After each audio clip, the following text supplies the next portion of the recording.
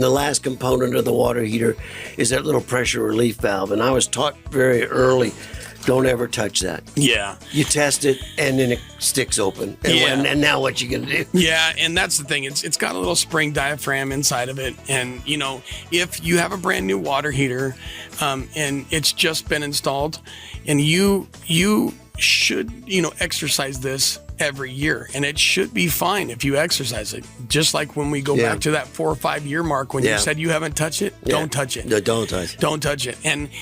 And I will say too, I have seen in the industry several people cap these. Yeah. Do not cap these. Do you remember the story up in Deer Valley? Yes. What was that? That was about 10 years ago, wasn't it? Exploded. The water heater went through his roof. Yes. Across the street and landed in a city park. This is a safety valve for a reason. And please don't cap them. Like, don't, it's leaking. Let me go to Home Depot and let me get a cap for this. No, this is a very serious. If this leaking, it's doing its job. And it's a $50 part, $50 part that can be changed out very, very, very simple.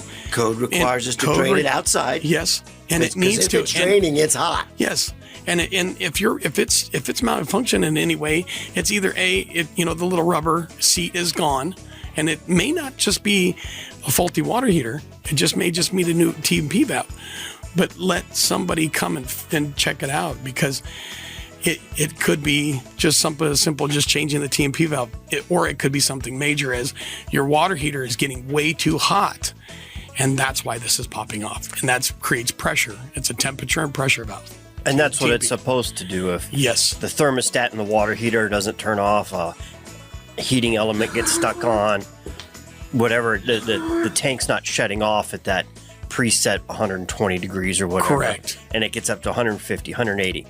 The water pressure is designed to open that valve and escape so it doesn't blow up. Correct.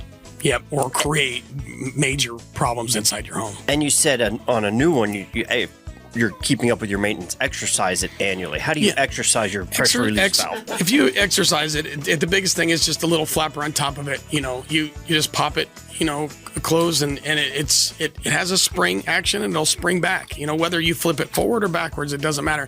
But flipping that and exercising it, it's just like a standard ball valve at your house. You know, you exercise it, you're just knocking the calcium deposit parts out, blowing them out of it, but then it's creating a good contact. And it'll have copper piping. Yes. Out to the exterior. Make sure you know where that is. Make sure nobody's out there, because when you exercise it, it's going to let the hot water go out. Don't scare nobody outside. Yes. Agreed. Yes.